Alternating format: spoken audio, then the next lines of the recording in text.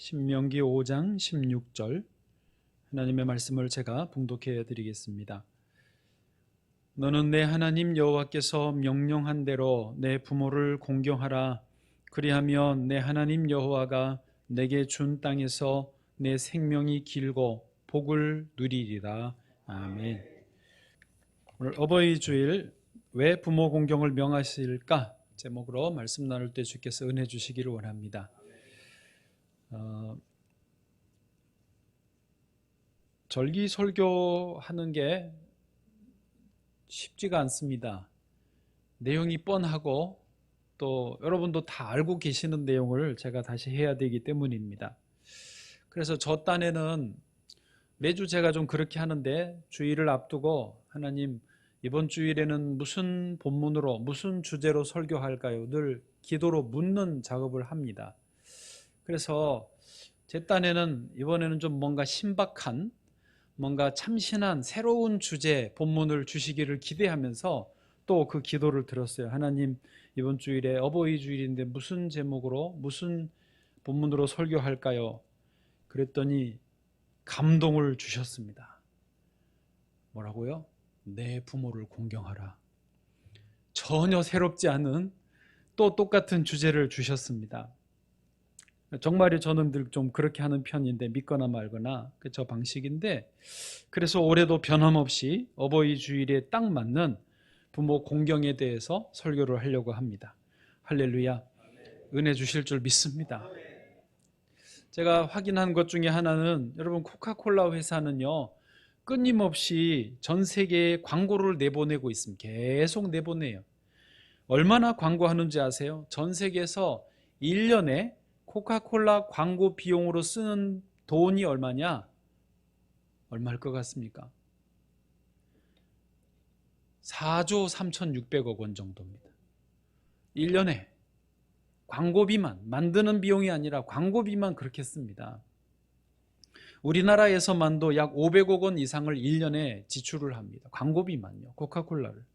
방탄소년단 BTS도 그 광고에 나왔던 것으로 압니다.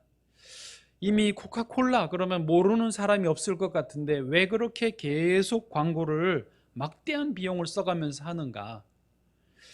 여기에 그 회장이 했던 말이 있습니다. 지금 이 순간에도 전 세계에는 코카콜라를 모르는 아기들이 새로 태어나고 있기 때문이다. 왜? 참 명언 아닙니까? 그럼 매년 5월이 되면 교회 강단에서는 대부분 부모를 공경하라, 특별히 둘째 주일에는 이 메시지가 선포가 됩니다.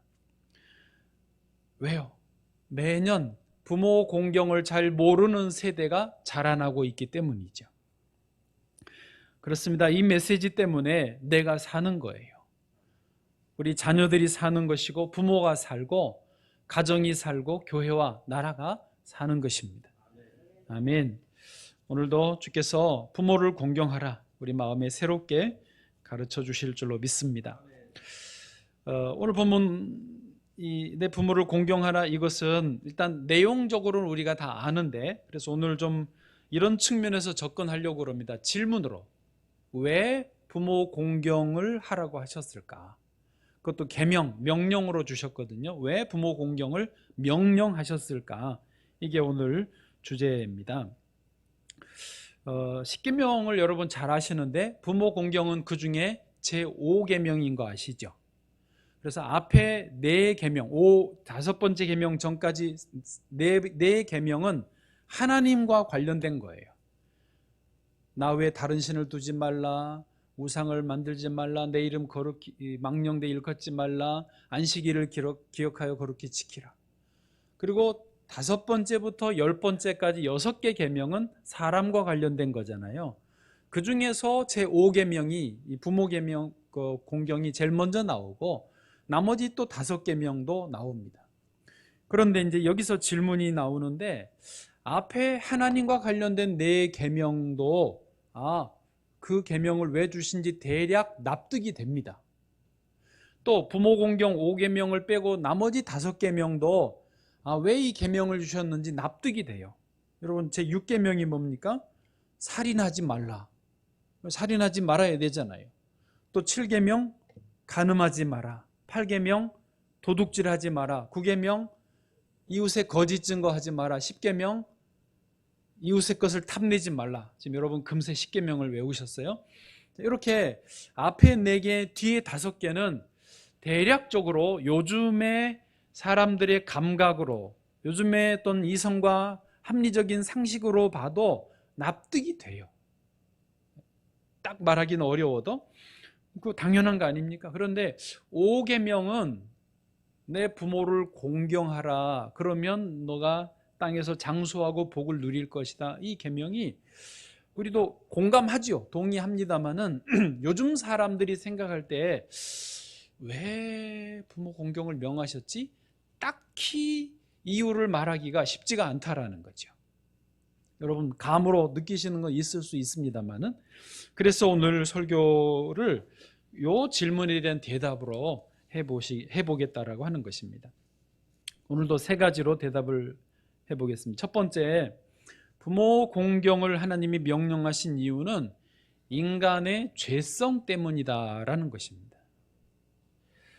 쉽게 말해서 우리 안에 있는 죄성 때문에 저절로 부모 공경이 안 되니까 조금 명령으로 하나님이 이것을 억지로라도 하라고 하시는 거라는 거죠. 이해되십니까?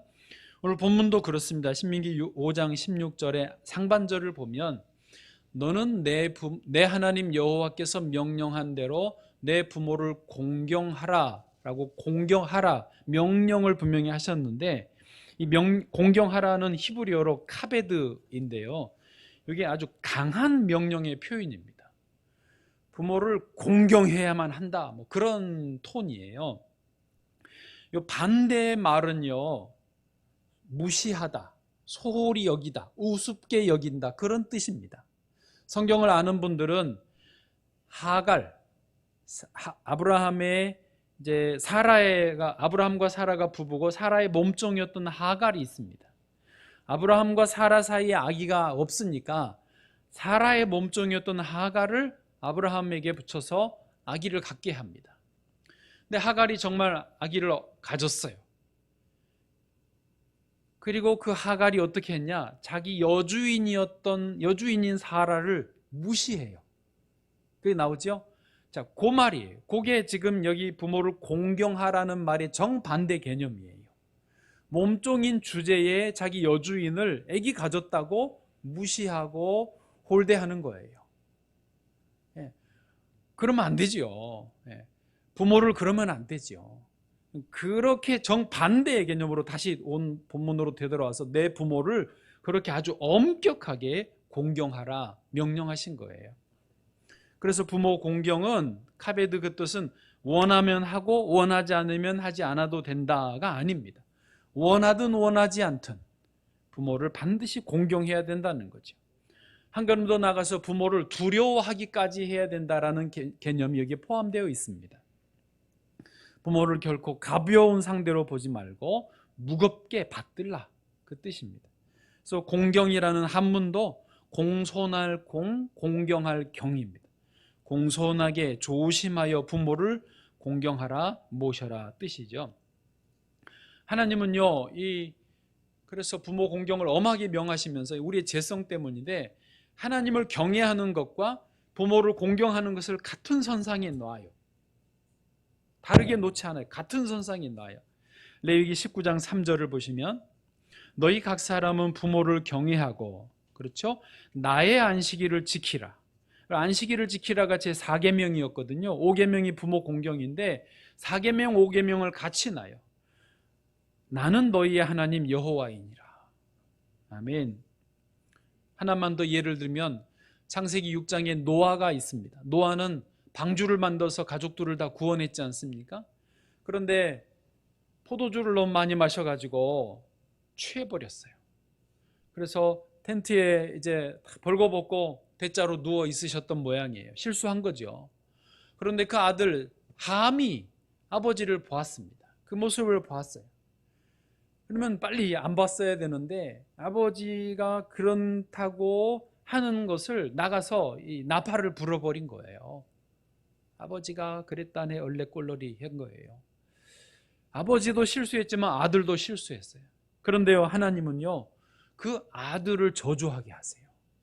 함은 저주를 받으리니 하면서 아주 엄하게 부모에 대해서 실수한 것을 용서하지 않으시는 것을 보여줍니다. 하나님이 이렇게 엄하게 부모 공경을 명하신 이유는 다시 말하지만 우리 안에 죄성 때문이에요. 우리 안에 죄성이 있어서 내가 그냥 하고 싶은 대로 가면 부모를 하갈처럼 소홀히 하고 무시하게 되고 그 복을, 그 저주를 내가 받는 것이에요. 그러니 그렇게 하지 말라는 거예요. 여기서 참고로 좀 구별할 필요가 있는데 본성과 죄성을 좀 구별하실 필요가 있습니다. 사람마다 다 본성이 있는데요. 본성이 뭔지는 아시겠죠? 인간의 타락 이전의 본성과 타락한 이후의 본성을 좀 구별하실 필요가 있습니다. 타락 이전에 원래 하나님의 형상대로 지음받았을 때의 본성은 온전합니다. 그 본성으로는요, 이렇게 하나님 명령하지 않으셔도 저절로 자기 부모를 공경하게 되어 있었어요. 자기 부모를 공경하면서도 효도를 하면서도 자녀가 너무 기쁜 거예요. 이해되십니까? 그게 원래 본성이에요. 그런데 타락한 이후에 죄성이 들어오면서 본성 안에 죄성이 같이 있게 됐어요. 지금 우리는 그렇죠. 그래서 이렇게 명령하지 않으시면 죄성이 내 본성을 이끌어가기 때문에 아까 말한 대로 하갈처럼 그런 짓을 하는 거예요. 함처럼 그런 실수를 할 수 있는 거예요. 그래서 이렇게 명령하신 거예요. 다행히 저와 여러분은 타락한 본성, 죄성이 들어와 있는 타락한 본성이었지만 예수 그리스도 안에서 그 본성이 다시 원래의 본성으로 상당 부분 회복된 줄로 믿습니다. 그래서 이제는 은혜 받은 사람들은요, 부모에게 잘하고 싶어져요. 형제들 간에 잘 지내고 싶어져요. 그게 감사한 일이죠. 또 혹시라도 우리 중에 어르신들이 특별히 이제 그런 생각을 하기가 쉬운데, 시대가 변하면서 요즘 젊은 사람들이, 요즘 애들이 부모를 점점 더 공경할 줄을 모른다, 이런 생각을 하실 수 있습니다만은 꼭 그렇지는 않습니다. 무슨 말이냐면 예수님 당시에, 그러니까 지금부터 2000년 전이죠. 그 시대 사람들도 부모를 잘 공경 안 했던 모양이에요. 예수님이 이렇게 말하셨어요. 그 시대 사람들에게 마가복음 7장 10절부터 보면 모세는 너의 부모를 공경하라 하고, 지금 예수님 말씀이에요. 예수님 2000년 전에 예수님이 그보다 더 한 1500년 2000년 또 전에 모세를 인용해서 이렇게 우리가 오늘 읽은 본문을 인용한 거예요. 모세는 너의 부모를 공경하라 하고 또 아버지나 어머니를 모욕하는 자는 죽임을 당하리라 하였거늘 11절 너희는 이르되, 여기서 너희는 누구예요? 2000년 전에 예수님 당시의 사람들이에요. 우리로 보면 완전히 옛날 할아버지들이잖아요. 할머니들이잖아요. 너희는 이르되 사람이 아버지에게나 어머니에게나 말하기를 내가 드려 유익하게 할 것이 고르반 곧 하나님께 드림이 되었다고 하기만 하면 그만이라 하고. 무슨 말인지 이해되셔요? 예수님 당시의 사람들이 내가 하나님께 드렸으니까 부모님에게는 안 드려도 돼, 그러고는 효도를 안 했다라는 거예요. 그러면서 예수님이 무슨 말씀을 하고 싶으신 거냐? 이 나쁜 사람들, 효도 안 하는 사람들, 부모 공경 안 하는 사람들, 지금 그 책망하시는 거예요. 그러니까 지금 시대가 변해서 부모 공경 안 하는 게 아니라 옛날부터 그랬다는 거예요. 한 번 더 거슬러 가면 진짜 모세 시대 한 3500년 4000년 전이거든요. 그때가 10계명 중에, 그렇게 중요한 10계명 중에 5계명으로 부모를 공경하라고 이렇게 엄히 명하신 것을 보면 3, 4천년 전의 사람들도, 꼬꼬꼬 할아버지들도 부모 공경 안 한 거예요. 그러니까 시대가 문제가 아니라 인간의 본성, 타락한 죄성이 문제라는 거죠. 그래서 아주 아예 애시당초부터 엄하게 부모를 공경하라고 명령을 하신 거죠. 여러분, 그래서 지금 부모님이 안 계신 분들이 할 수 없지만 부모님이 살아계시면 고민하실 거 없어요. 이렇게 부모님께 해드려도 되고 안 해도 돼요. 그런 고민적인 상황이 있을 때 어떻게 해야 됩니까? 해도 되고는 타락하기 전에 온전한 본성이 말하는 거고, 안 해도 되고는요, 타락한 이후의 본성이 말하는 거예요. 그러면 타락한 이후의 본성, 죄성이 말하는 것을 무시하셔야 돼요. 하시는 게 옳습니다. 고민이 되면 무조건 하세요. 예, 떠오릅니까? 그리고 그냥 넘어가려고 하시지만 그러지 말고 무조건 하세요. 전화 안 해도 되고 해도 되지만 하세요. 찾아가 봐도 되고 안 봐도 되지만 찾아가세요. 용돈 드려도 되고 안 드려도 되면 무조건 드리세요. 이게 주님의 명령입니다. 왜요? 죄성을 넘어서라는 거죠. 예. 두 번째로 부모 공경을 명하신 이유가 뭐냐? 이 땅에서 나를 가장 사랑하는 분이기 때문에 그렇습니다. 내 부모님이 나를 가장 사랑한 분이에요. 이 말 이해되시죠? 공감되시죠? 오늘 본문에 내 부모를 공경하라, 이 본문을 직역을 하면요, 히브리어 원문으로 말하면 너의 아버지와 너의 어머니를 너는 공경하라, 그 말입니다. 그러니까 다른 부모들이 아니라 엄밀히 말해 너의 부모를 너는 공경해야 된다, 그 뜻이죠. 사실 내 부모님만큼 나를 가장 잘 아시는 분 없습니다. 나를 가장 사랑하는 분 없어요. 요즘에 1인 가구가 우리나라 통계에 지금 39%래요. 혼자 사는 분이 어르신이고 청년들이고 39%나 돼요. 엄청 많아요. 특히 이 30대 1인 가구 수가 굉장히 빠르게 늘어나고 있습니다. 그런데요, 어르신이든 젊은이든 어린아이든 간에 혼자 사든 가족하고 같이 살든 간에 부모 없이 이 세상에 태어난 분은 아무도 없습니다. 나의 신체, 유전자, 기질, 외모, 성격, 어떤 특성, 특징들은요, 전부 내 부모님에게 물려받은 거예요. 게다가 태어날 때 인간은 무방비 상태로 태어납니다. 뱃속에서도 그렇지만 출생하는 순간부터 최소 1년, 길게는 최하 10년 부모님이 다 돌봐주셨어요. 특별히 어머님이 몇 년 동안은 먹여주시고 재워주시고 똥 싸면 치워주고 갈아주고 옷 입혀주고, 필요한 거 공급해주고, 그 수 없는 시간들 속에 사랑으로 정성으로 손길들로 그 손길이 있어서 내가 지금 존재하는 거예요. 홀로 스스로 선분 있어요? 태어나자마자? 없어요. 우리가 기억을 못해서 그렇죠.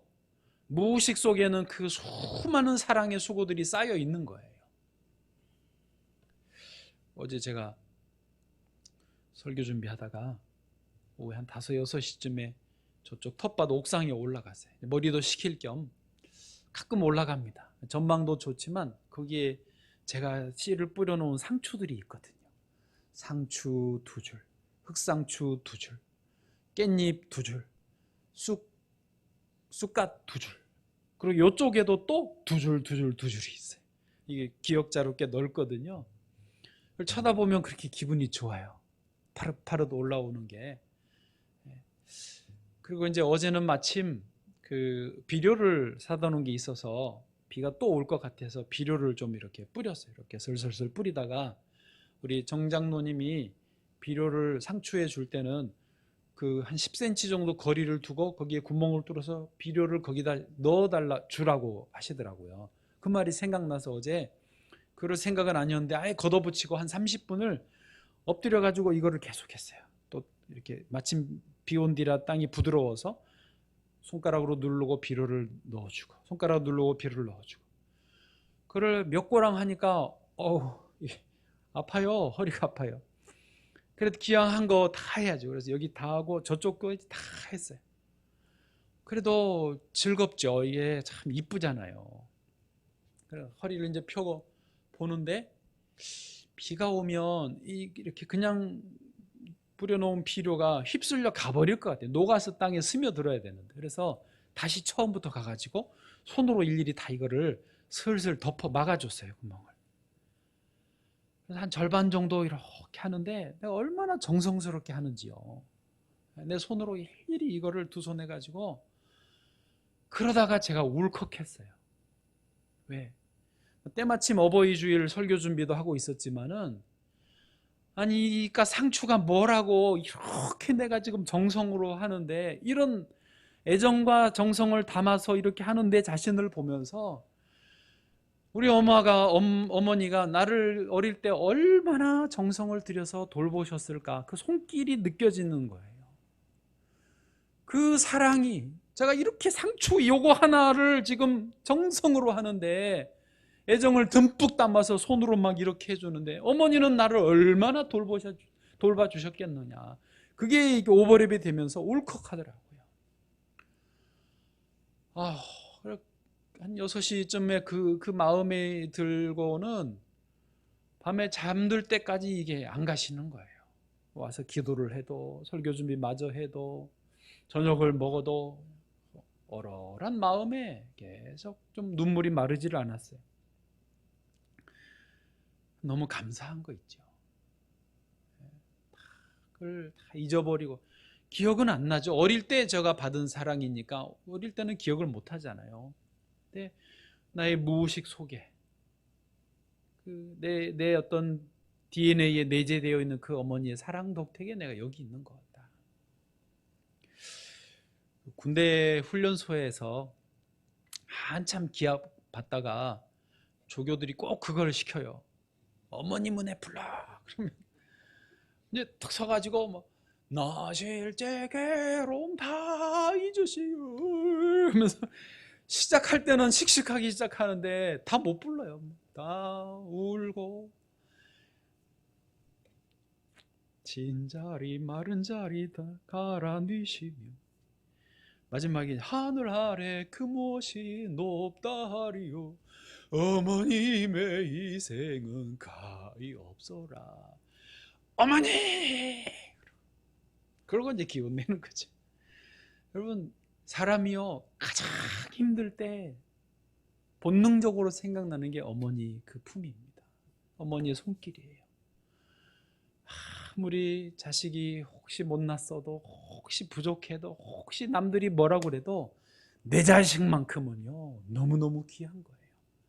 그 무조건적으로 받아주시고 품어주신 그 어머니 때문에 우리가 그 사랑으로 사는 거예요. 여기 있는 거예요. 우리 속담에 고슴도치도 제 새끼는 함함하다, 함함하다. 평소에 잘 안 쓰는 표현인데 함함하다라는 말이 뭐냐면 털이 보드랍고 반지르르하다. 그러니까 밍크 털처럼, 강아지나 고양이 털처럼 보드랍고 반지르르하다 할 때 함함하다라는 말을 써요. 그런데 고슴도치 털은 여러분 아시는 것처럼 예리합니다. 바늘처럼 찔러요. 근데 그 엄마가 볼 때는 자기 새끼의 털이 함함한 거예요. 너무너무 보드라운 거예요. 예.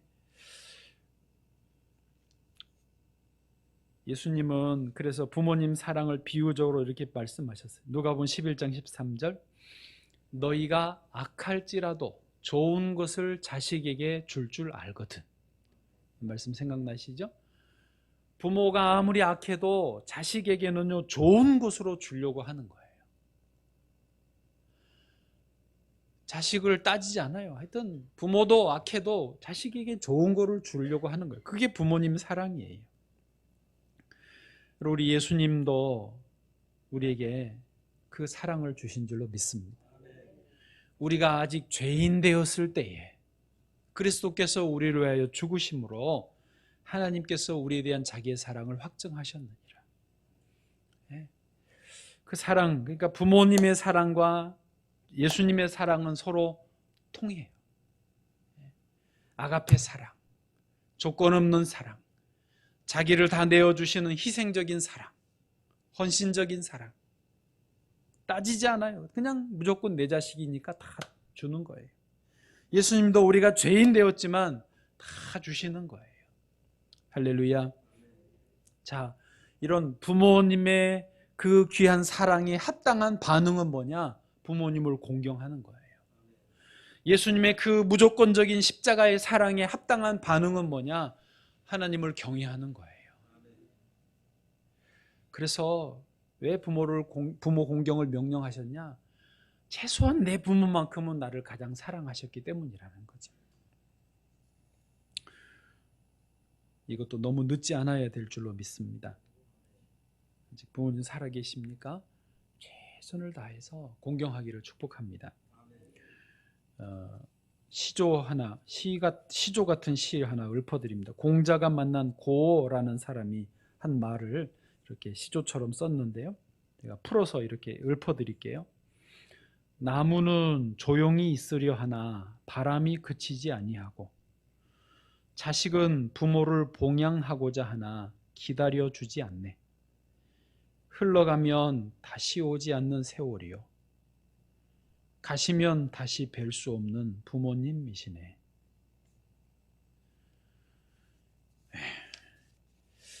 세 번째, 부모를 공경하라고 명령하신 이유는 뭐냐? 부모는 하나님이 복을 주시는 통로이기 때문입니다. 하나님이 저희 백성들에게 복을 주시는데 주요 통로가 어디냐면 부모예요. 부모. 내 부모를 통해서 하나님이 복을 주세요. 여러분, 이 비밀을 깨닫기를 원합니다. 오늘 본문에서도 5장 16절을 한번 쭉 이어서 읽어볼까요? 소리내서 시작. 너는 내 하나님 여호와께서 명령한 대로 내 부모를 공경하라. 그리하면 내 하나님 여호와가 내게 준 땅에서 내 생명이 길고 복을 누리리라. 아멘. 이것을 약속 있는 첫 계명이라고 하잖아요. 그 약속이 뭐예요? 복을 주시겠다는 건데, 부모를 공경하면 복을 주시겠다고 하는 약속 있는 첫 계명이에요. 그러니까 부모가 하나님이 복을 주시는 통로예요. 종교개혁자였던 루터도 부모는 하나님의 대리자다라고 했어요. 부모가 그냥 부모가 아니에요. 하나님의 대리자예요. 나에게는 하나님의 대리자예요. 실제로 아담과 하와는 하나님이 직접 만드셨지만 아담과 하와 이후의 모든 인류는요, 다 부모님을 통해서 만드셨어요. 또 아담과 하와에게는 직접 루아흐 생명을 부어주셨지만 모든 이후의 인류는요, 부모를 통해서 호흡이 있게 하셨어요. 생명이 있게 하신 거예요. 그러므로 부모는 하나님의 대리자예요. 또한 부모님을 통해서 하나님의 복을 이어받게 해요. 즉, 부모님을 공경하는 사람은 하나님을 경외할 수 있게 되고, 또 그 하나님으로부터 복을 받아서 이제 부모를 통해서 이어받는 거예요. 반대로 말하면 부모를 공경하지 않는 사람은 하나님을 경외하지 않는 것이고, 그러면 하나님으로부터 복이 없어요. 부모를 통해 받는 복이 없는 거예요.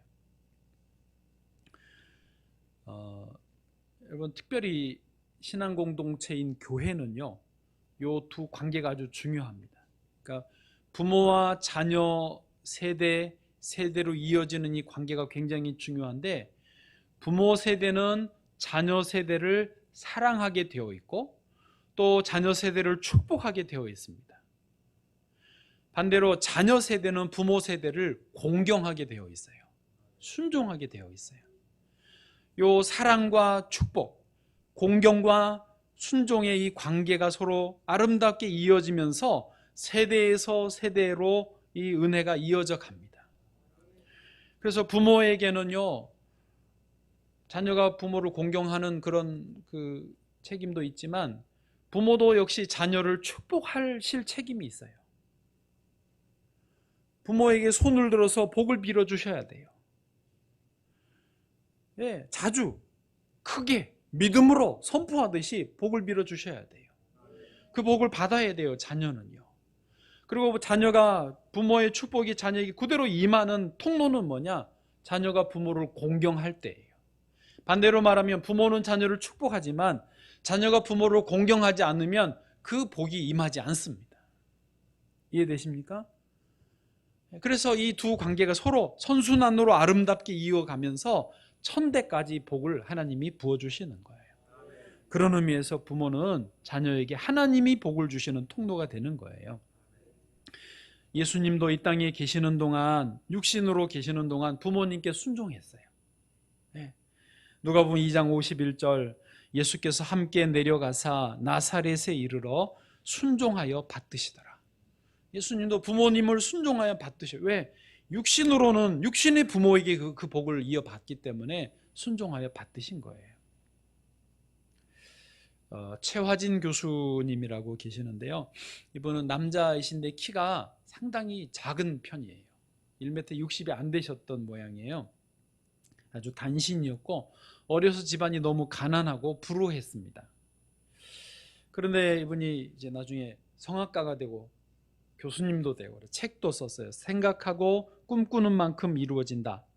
생각하고 꿈꾸는 만큼 이루어진다. 아주 좋은 책이에요. 얇고 아주 읽기가 쉬운, 그러나 은혜가 많은 책이어서 일부러 소개합니다. 그 책에 이런 내용이 나와요.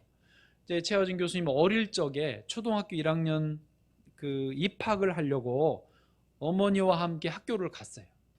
근데 또래보다 키가 너무 작아서 키로 쫙 일렬로 세우잖아요. 그래서 번호를 쭉 매기거든요. 그때는 맨 앞에 선 거예요. 너무 작으니까. 근데 어린 마음에도 자기가 키가 너무 작아서 이렇게 서 있는 게 부끄러웠어요. 창피했어요.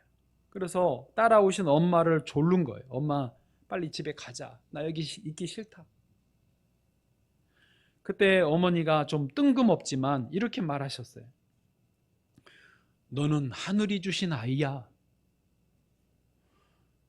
왜 갑자기 그 말을 하셨는지 이해도 안 됐대요. 그때 당시 어머니는 교회도 안 다니셨대요. 그렇지만 어린아이의 마음에 너는 하늘이 주신 아이야, 이 말을 듣는데 뭔지 모를 용기가 생기고 그 자리에 그냥 있었대요. 그래서 이제 초등학교 잘 다니고 중학교, 고등학교 다닐 때 친구의 전도로 교회를 다니게 됐어요. 노래를 좀 잘해서 찬양대, 성가대도 하고, 그리고 예배를 드리다가 일종의 성령을 받은 거예요. 뜨겁게 성령이 임하셔서 몸이 뜨거워지고 주님이 자기에게 뭔가 마음에 말씀을 주시더래요. 뭐라고 그러셨냐, 그때 화진아, 최화진이니까 화진아, 남자예요. 너는 나의 사랑스러운 자녀란다. 용기를 잃지 말아라. 내가 너와 함께한다. 생각해 보니까 초등학교 1학년 입학식 때 엄마를 통해서 주신 말씀, 너는 하늘이 주신 아이야, 그 메시지하고 고등학교 때 예수 믿고 성령 체험하면서 하나님이 들려주신 메시지하고 같더라는 거예요. 너는 하나님의 아이야. 하나님의 자녀야. 용기를 잃지 마라. 내가 너와 함께한다. 그래서 더 힘을 내서 열심히 살고, 이제 군대 갔다 와서 단돈 40달러 들고 그 교회 목사님이 주선을 해줘가지고 미국으로 갔어요. 유학을 바로 간 게 아니라 미국에 있는 그리스도인 가정에 그냥 홈스테이처럼 그냥 간 거예요. 그래서 노래 잘하니까 그 시골 동네에 그 집인데 시골 동네 교회에서 예배 드릴 때 특송을 해요. 노래 좀 하니까. 그러면 얼마씩 좀 주잖아요. 조금이라도 애가 찬양하니까 이렇게 좀 하라고. 그러면 그거 받고, 또 노래 좀 잘한다고 소문나서 옆 동네 교회에서 초빙이 와요. 그럼 거기 가서 특송하면 또 용돈 받고, 그렇게 생활을 했어요. 근데 점점 너무 잘하니까 큰 도시에 있는 교회, 큰 대형 교회에서도 초빙이 왔어요. 거기 가서 또 특송하면 용돈 받고, 그렇게 생활을 했어요. 그러면서 이제 줄리어드 음대 입학을 준비하는데 뭐 레슨 받을 돈도 없고 뭐 감당도 안 되니까 그 입학 시험에서 불러야 될 노래들이 있어요. 2곡인가 3곡인가 있는 테이프로 구해가지고 그대로 연습을 한 거예요. 혼자. 근데 줄리어드 음대 수석 입학했어요. 대단한 거예요. 하나님 은혜 주신 거죠. 너는 사랑스러운 나의 자녀다. 용기를 잃지 말라. 내가 너와 함께 하겠다. 대학원까지 마치고요. 나중에 나약대라고 하는 미국의 대학의 교수님이 됩니다. 저도 2년 전에 이분 찬양하시는 걸 직접 봤어요. 총회에 갔더니 그 회의에 이제 수요 예배 때 특송하러 오셨어요. 키가 진짜 자그마하신데 무대 위에 서가지고 얼마나 당당하게 하나님을 찬양하는지요. 정말 잘하시더라고요. 은혜가 되더라고요. 이분이요, 백악관에서도 초청 공연을 하시고 카네기홀에서도 공연하고 전 세계에 초청해서 공연과 간증 집회를 하신 분이에요.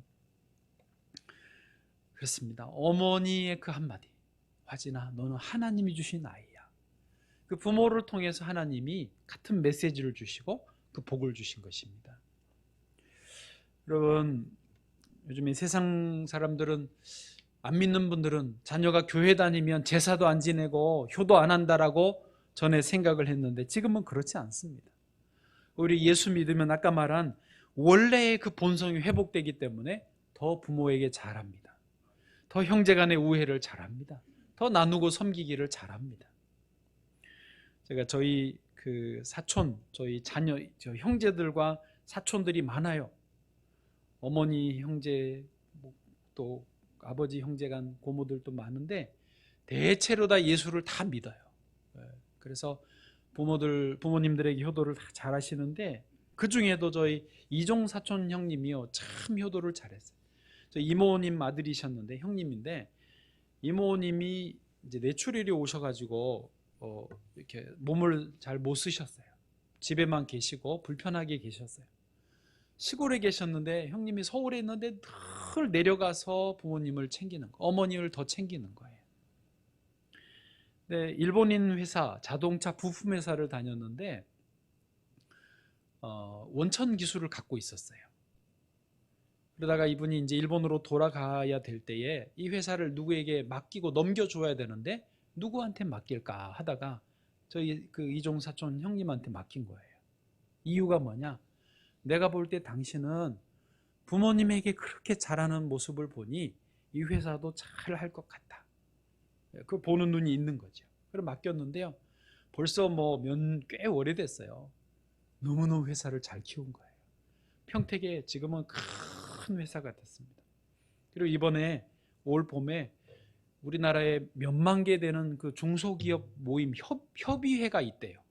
거기 협의회 회장이 됐어요. 하나님이 복을 주세요. 형님이 저희도 그렇고 저희 누님네가 캄보디아로 선교사 나갈 때 벌써 그 20년 전인데 그때 나간다고 그러니까 만나자고 그래서 식사 아주 좋은 곳에서 사주고 봉투를 따로 줘요. 선교비 얼마 안 되지만 하라고. 그렇게 늘 주변을 챙기고 나누고 베풀기를 좋아해요. 하나님이 계속 복을 주세요. 여러분, 우리가 개인적으로 혹시 아직 예수 믿어도 잘 못하는 경우들이 있지만 그건 과정이라고 생각하고, 또 부모님에게 나는 충분히 사랑을 못 받았다, 그런 경우들이 개인적인 스토리상에 있을 수는 있지만 예수 그리스도 안에 있으면, 예수님의 십자가 사랑을 입으면 그 타락한 이전의 원래 본성을 회복하기 때문에 더 잘하게 될 줄로 믿습니다. 주께서 저와 여러분에게 이 부모 공경의 복을 주시고 또 부모님으로부터 하나님이 내려주시는 복을 다 누리게 하시는 은혜가 있기를 축복합니다.